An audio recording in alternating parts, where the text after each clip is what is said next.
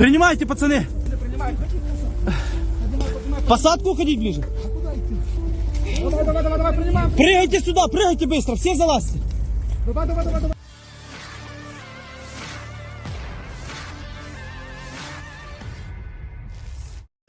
Detik-detik rekaman evakuasi prajurit Ukraina yang terluka di Bakhmut ramai beredar di media sosial Telegram pada Senin 6 Maret 2023.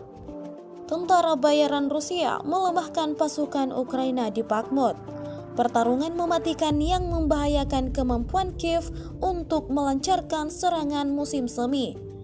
Perwira dari beberapa brigade angkatan bersenjata Ukraina mengakui bahwa sejumlah unit termasuk yang paling terlatih dikalahkan akibat pertempuran Bakhmut dalam beberapa bulan terakhir.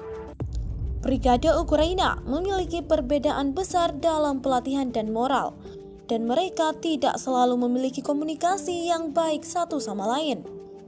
Komandan salah satu kompi Ukraina mengatakan bahwa posisinya diduduki oleh tentara bayaran Rusia di selatan Bakhmut karena batalion tetangga yang direkrut dari sukarelawan yang kurang terlatih meninggalkan area yang ditugaskan kepada mereka tanpa peringatan sebelumnya.